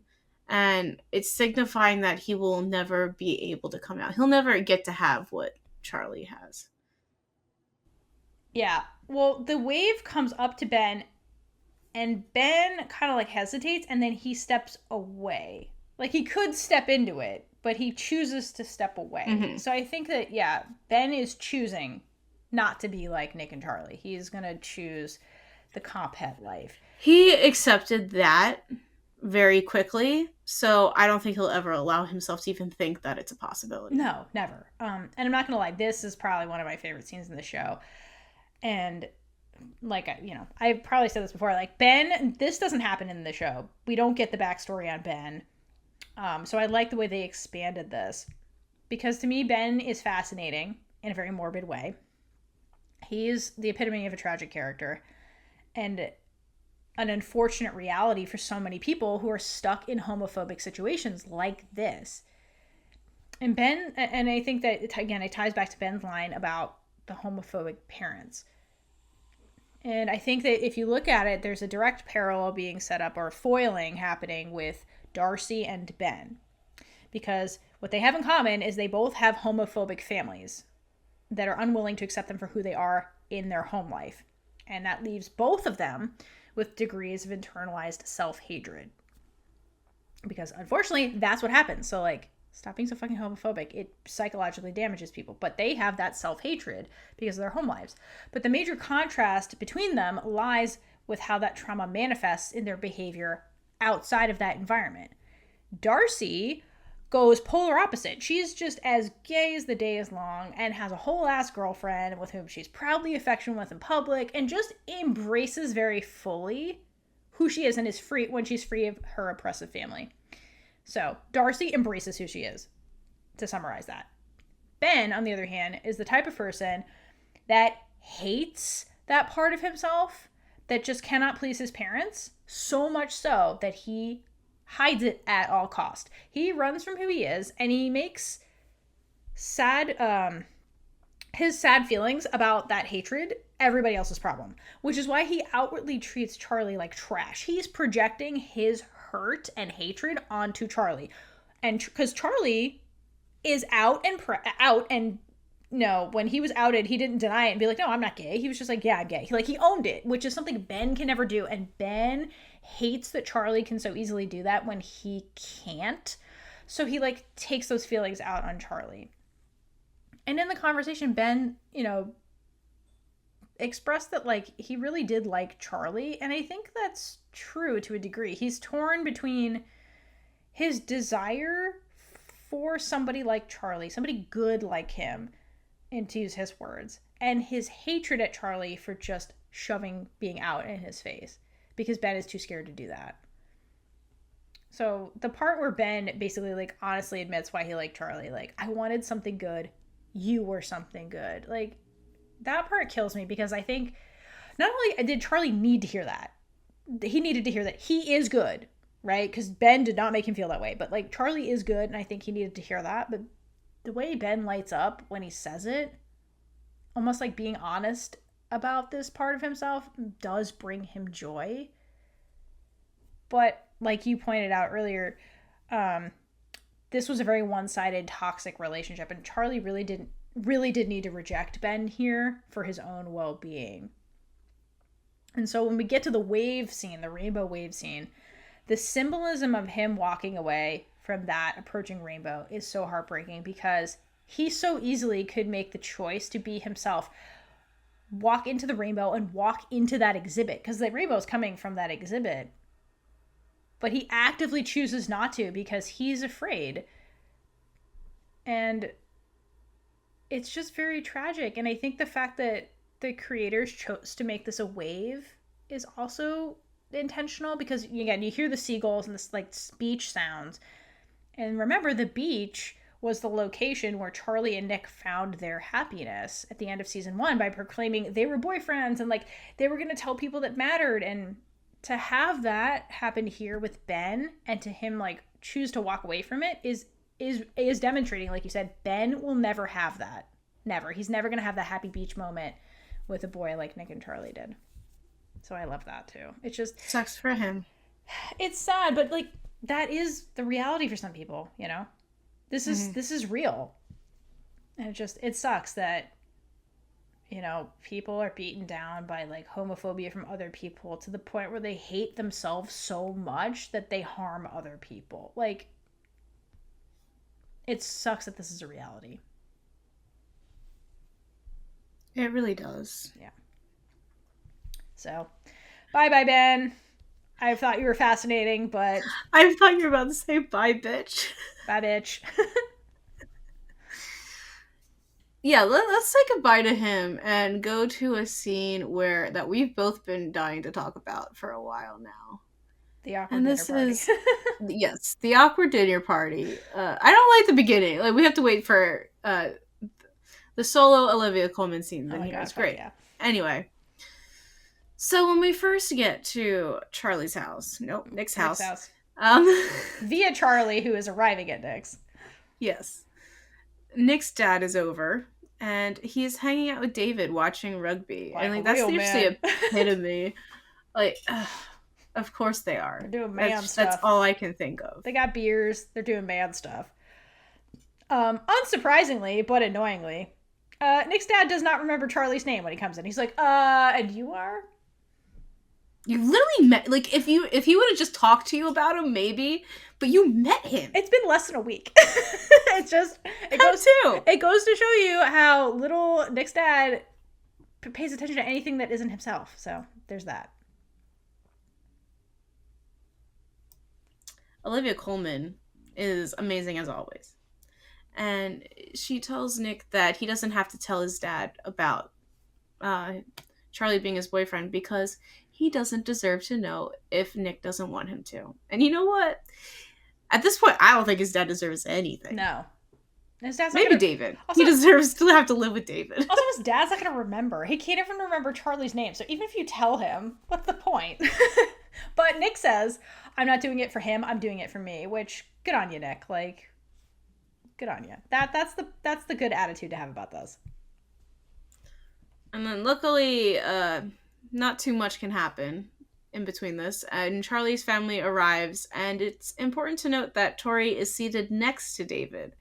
Poor Tori. Yes.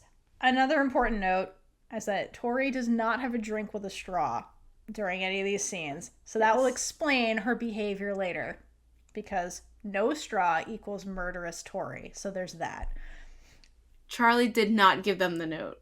Like, that they needed to have diet lemonade with a straw. No.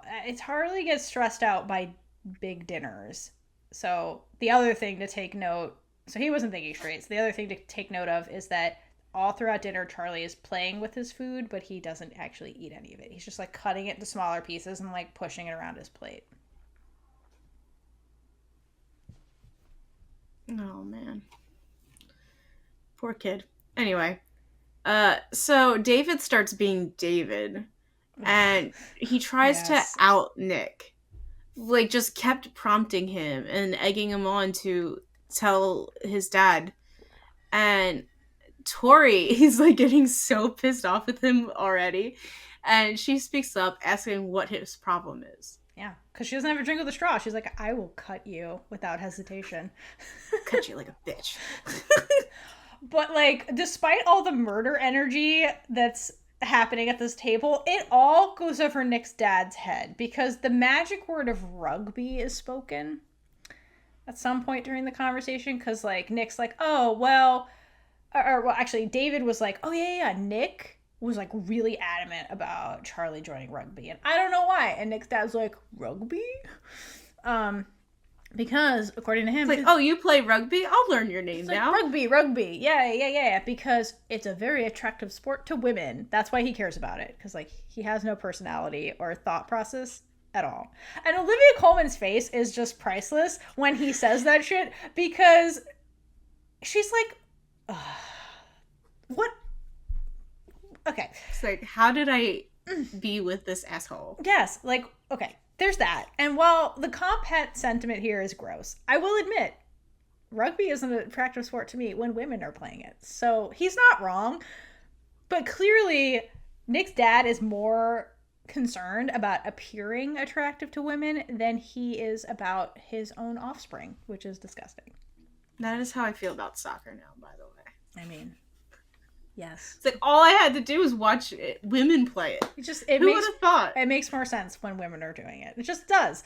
So naturally, this conversation of being attractive to women then devolves into, do you boys have girlfriends yet? Because that's something that you always ask. And I don't know if this is true around the world, but at least in America, it's common to ask kindergartners if they have a girlfriend. It's disgusting. My God, my grandma would ask me that since like middle school on. Do you have a boyfriend yet? And I'm like, ugh, God. Yeah, like a part of me died every time I got asked that question. Yes. Because I thought something was wrong with me. Yep. That I didn't like anyone. Yep. And I don't want to tell my ultra conservative grandmother, but then eventually it was satisfying to be like, I'm marrying a woman, get over it. No boyfriends, however. So it was that this grandmother. Is my wife. Fuck that shit. Ugh. If you're into boys, go for it. It's annoying when it's assumed. The compet stuff is really annoying. Like, are you seeing anyone? Better question. Also, stop asking that to literal children, compet people. Because yeah, I don't understand. It's so because they do. I think it's even preschool. Like, if the child can talk, yeah, people are like, oh look, boyfriend and girlfriend, and they're like eating mud together in their diapers. And it's like, you're gonna tell me that they can't see a same-sex couple on TV when you're asking them if they have a girlfriend? Yeah, because, it's the gay people indoctrinating people into sexuality. Meanwhile, the straights are, like, trying to push straightness onto their literal babies. It's fucking creepy. Stop sexualizing children. It's just weird. They do it all the time. It's gross. So, when David keeps pushing this topic, because of course he does. Of course. Tori grabs David's arm. I wish she broke it. I know. To stop him from saying anything else. And Nick gets so fed up with it and says, screw it. And he comes out to his dad and does an amazing speech about how his dad is never there. And he only sees him twice a year anyway, so what does it matter? Yeah, because poor Nick has been, like, really stressing out about coming out to his dad, but he's just like, this is ridiculous. I don't even care anymore. He's just done trying to win the affection of a father who doesn't take an interest in him, and he's over David's bullying. So I love that he just stands up to both of them at once, and he's like, I like my life, and I like who I am. So your bullying won't work on me, and I'm not afraid of you, Dad. So Charlie and Nick are both standing up for themselves in this episode. Yes, to their bullies, respective bullies. And absent father, who's kind of like a bully in a way, because like Nick's always like, I want your affection, and Dad's like, no. And the key of this all is that learning to love yourself is the key to happiness, and Nick has that now, and it's a very beautiful moment, and I love it. What else is beautiful is that Olivia Colman also tells David to knock it off. And even his dad is disappointed in him. But Olivia Colman does not like that. Like, even though his dad is sticking up for Nick in this moment, Olivia Colman's like, bitch! Yeah. You have no right to say anything about your children. I don't even know if she says his children or anything. Because he's never around. Oh my God. Like, I'm raising these assholes. No, only David's the asshole. You know what I mean. This exchange was fucking priceless. Because the dad starts it by looking at David after he's being a homophobic prick. And the dad's like, you have not grown up into the man I hope you'd be. And Olivia Colman just puts this bitch in his place, and it's just glorious. Where she's like, you have no right to speak on this topic, Mr. I see you twice a year, so fuck you. And while this fight is happening, like, Nick and Charlie leave to go out. Well, Nick leaves because he's like, enough. And then Charlie follows him. The fight keeps going, and so you could hear it when they're outside. And it's so fucking funny because you just hear Olivia Colman just like putting this man into his place, and it's so fucking funny. But I also love that Charlie's family's just sitting there at the table. They're like, what do we do? They're like, fuck, can we go outside too? And like leave.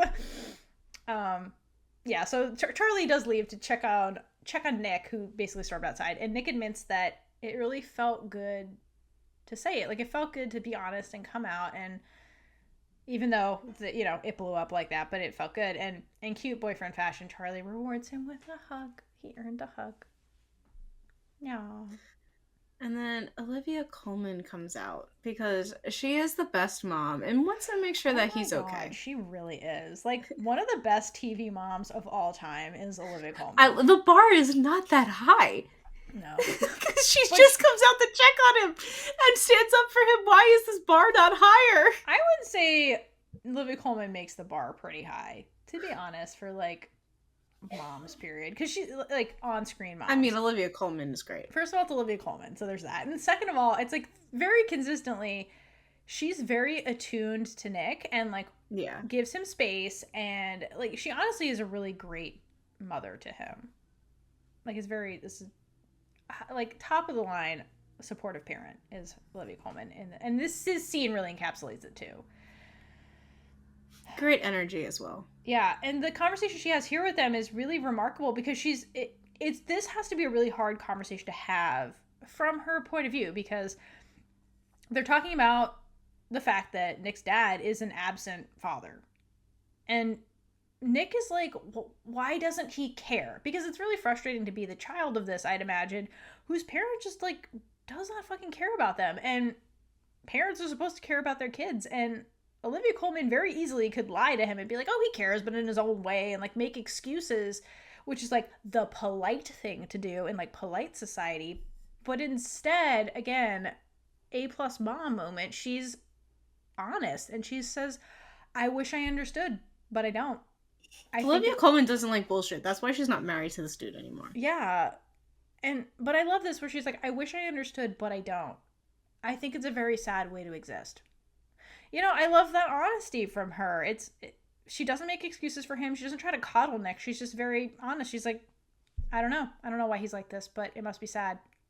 It's such a beautiful relationship that they have. Like, I haven't really come across a parental kind of relationship quite like theirs. I mean, like, because like there's like, I don't know, from like Gilmore Girls is like a good one, but it's like the mother-daughter relationship is very like, it's more friend-like.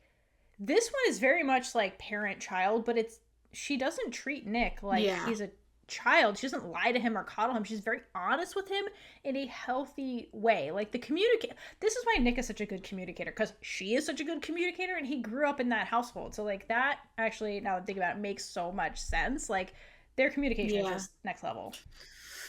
And what you were saying about like the relationship, usually if it's not like a strained relationship, it is like the friendship type relationship. Exactly. So it is nice to see. Yeah, totally. This is a really good mother-son relationship, like mother-child relationship. It's so good. Holy shit. So with all that said, the absent father goes to leave again. It's on brand. Mm-hmm. All right, who's surprised? Anybody? Nope. Well, David is actually surprised, so we'll get to that in a second. David, I don't think he knows what life is. Okay. No. Anyway, so the dad says he wants to be better. And Nick probably heard this many times before, and he just says, show it. Yeah. And basically, like, after Nick's just like, I'm not gonna coddle you. We're done. David comes down the stairs. And he's like, oh, you're leaving, Dad? You're leaving? And then there's a moment where it sinks in for David that the dad doesn't care about him either. Because Dad's like, yeah, I'll see you later in London, where you go to school. And David's like, Glasgow. I go to school in Glasgow. So it's like, David was riding his high horse that, like, yeah, Dad doesn't really know Nick, and, like, me and Dad were bonding over rugby, so, like, Dad loves me more. And it's very evident in this moment that, like, no, Dad doesn't give a shit about either of you. Your dad does not care about you either. And so, reality check for David that, let's be real, he has daddy issues. That's why he's such a little prick. The dad is very moment-based parenting. Oh, yeah. Like, oh, I'm your dad now. Once I leave this house, who are you? Right, exactly. And before Dad bounces for good, he does say to Nick that he genuinely thinks Charlie is a very good person. So I'm glad that Nick at least got that approval of, like, he's like, I don't understand these bisexual things, but, like, Charlie seems like a good person. So I like that Nick at least gets that. And he says his name, so he remembered Charlie's fucking name, so that's good. He got one thing right. Character growth. Ugh. So after the dad leaves, do we ever know his name? It doesn't matter. Okay. David sits on the stairs because He's All being a right, little. not his room, He's his being a little stairs. bitch. Yeah, and he's on the phone with his friend complaining about Nick and Charlie. Meanwhile, Tori is in the bathroom. Yeah, so she overhears David blaming the evening drama on Nick's quote drama queen boyfriend's influence. And sir, that is not what you say in front of Tori, because those are fighting words in the Spring household, talking shit about Charlie. But the screenshot that you pulled, it's when David is sitting on the stairs and Tori is towering over him, and it's a very low angle. You just see like the power she has right now. Glaring. The murder is in her eyes. The energy's wafting, and this dumbass does not feel the murder over his shoulder. He's just awkwardly holding his phone. Like, who does this? Because he's talking through earpods. So, like, he doesn't need to be doing this. He doesn't need to be baiting Tori like this. So what does Tori do, Kaitlynn? She comes out and kicks his phone out of his hand and calls him a pathetic little man. Oh, God, I love that. High grade for Tori. Love it. Yeah, I love that. Wish she kicked him in the head, though. I thought she was gonna fight him, but that works too. Kick his phone.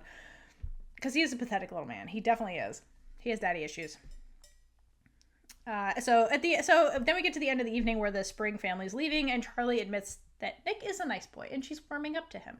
So, congrats, Charlie. Your master plan worked. Then the boys do this, like, they do a goodbye thing instead of hi outside the door. And during this, the topic of prom comes up because it's tomorrow, as Tara told us earlier. And Charlie asks Nick. So we don't forget. Yeah, so you don't forget that is going to be the plot of the next episode. Charlie asks Nick if they're going to go together. Nick is a little confused. He's like, well, duh. Like, we're boyfriends. What do you mean? And so this line seems weird to me, but I wonder if Charlie's really asking, what he's really asking here is, are they going to be out? Because, like, prom makes him nervous. So I wonder if it's Charlie projecting his feelings versus, like, framing it as, like, well, Nick, like, are you sure you want to be seen? That's a big step for you. But I think Charlie's actually really scared about it. Because they would be the only queer couple. And I think that that's really stressing out Charlie. And he's just, like, not ready to admit that he's actually scared. So he's just like, you sure, Nick? And Nick's like, yeah, obviously. I think Charlie just doesn't trust that they can be out together. And have it go well? Yeah, because he's got that little voice in the back of his head that Ben kind of planted there, you know? Yeah. So, yeah. So when Nick goes back inside, Olivia Colman is doing the dishes, and she mentions to Nick that she noticed Charlie didn't eat much, and this is when Nick starts to look up eating disorders. Yeah, because it's been, Nick noticed that was going on in Paris. He had a full meal, basically at the end of the meal in Paris, and then also here, there's a shot of, like, the plate, and it's a full plate. Like, Charlie did not eat anything. He just, like, sat there. So, yeah, that is definitely escalating. So after that, we cut over to Darcy trying on the suit in front of a mirror, and she's, like, taking a selfie to send to Tara, and it's super cute. And she's like, we're gonna look so cute, and she looks genuinely really happy to be wearing this outfit. And she does hit send before Mommy Dearest barges in. So Tara does get this photo that's like, Tara, we're gonna look so cute at prom, and she's in the suit. Yeah, so her mom comes in yelling at her to take it off and that she can't wear it. And that is when the ominous purple fog comes in. And basically, like, this scene is really sad for a number of reasons, but to kind of, like, hit home the dissociation that Darcy has going on, like, the sound of the argument starts to muffle. And so to me, that's a way of, like, showing that Darcy's so tired of like, this argument has happened, not the words, but this kind of argument must have happened so many times that Darcy kind of, like, tunes it out in a way and is just yelling back. So that's become so normalized to her that she kind of dissociates a little bit in these moments. Yeah. So Darcy is arguing with her because, I mean, she's not going to just sit there and take it because no matter what, that's not Darcy. No. Um, Also, she's like fed up at this point. This is like yeah. a breaking point. Like these arguments keep happening. This one ends differently because Darcy's at a breaking point. Yeah, so Darcy's arguing that she likes it and her friends support her wearing it. Sure do. And her mom continues yelling because, of course, like, they can't have a conversation. But she orders Darcy to get out of the house. And like, I can't imagine what that feels like, to be told to get out of the house that you're supposed to be safe in. You can't even live on your own. You're not old enough. She's a minor. Yeah, so Darcy grabs a few bags and runs out of the house. And the sad part is she's still wearing her prom outfit and has no jacket. And it's fucking cold outside. Like, you see the breath, like the cold breath coming out when she like huffs when she leaves that house. And that's like how much of a fucking hurry she was to get the hell out of there. Like, yeah, it's really heartbreaking. But Darcy does it without hesitating because she's just like, this, it's a house, not a home, you know? It's a place, not a safe space. And she's just like, fuck this, and just leaves without thinking about it. Just grabs some shit, gets out. No jacket, no nothing, nowhere to go, and she just walks away.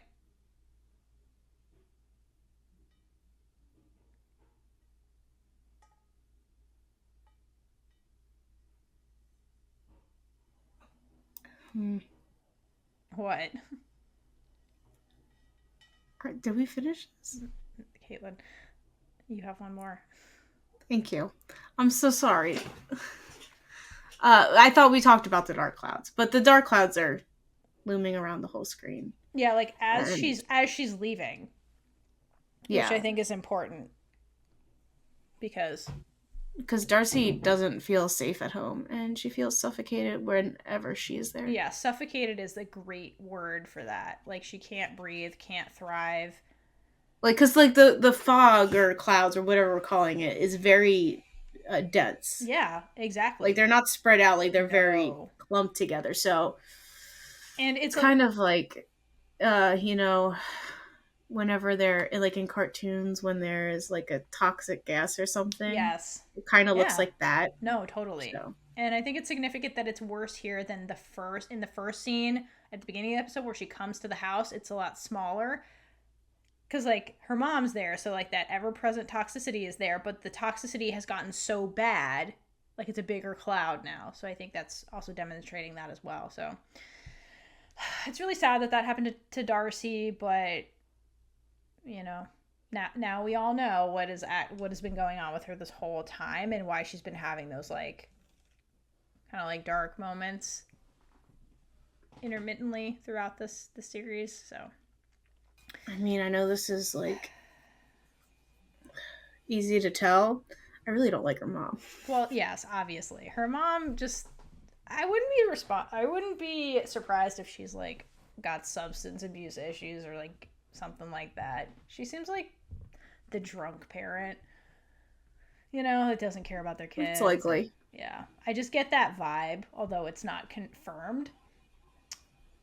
So...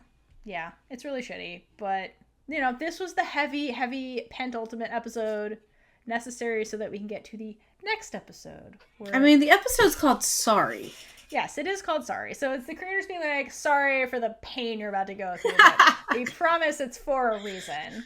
Because Heartstopper is really good at having drama that is actually necessary for character arcs and is not just like Grey's Anatomy where they're like, everyone's getting on this plane and it's just gonna crash because drama. It's like, no, there's actually a point to this, and it's... But you can't just have one plane crash. There has to be multiple. Oh, of course, because that show is insane. But this one, actually, there's a reason we had to go through this. So we're sorry if reliving this with us has made you sad or down, but we promise... the next episode's gonna be perfect. It's perfect! So we'll talk about that next, and we'll have our happy feels and rate the season and what we thought about it. So hope you guys continue with us. If you want to check out the reaction videos, like Kaitlynn said, for the whole season, they are on our Patreon, so you can head on over to there if you want.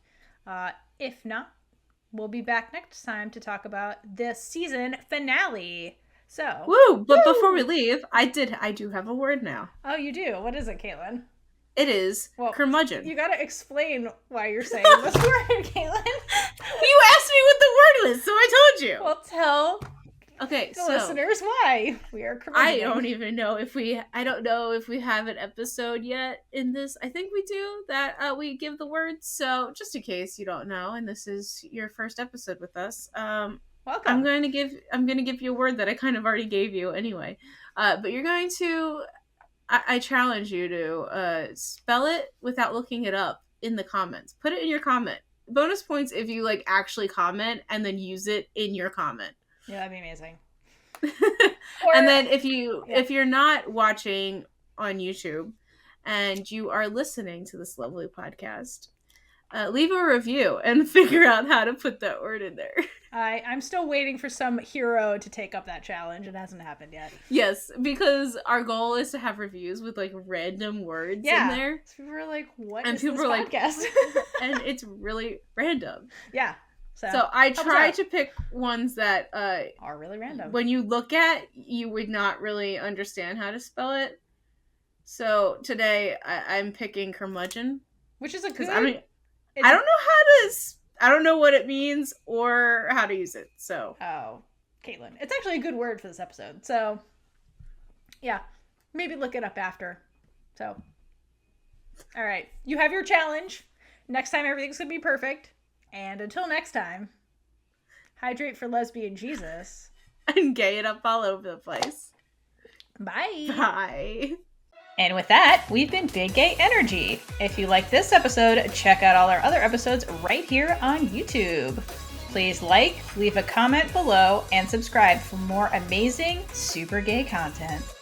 If you'd like to support us, check out our merch store, or join our Patreon for early access to episodes, exclusive content, and so much more. Until next time, stay safe and hydrate for lesbian Jesus.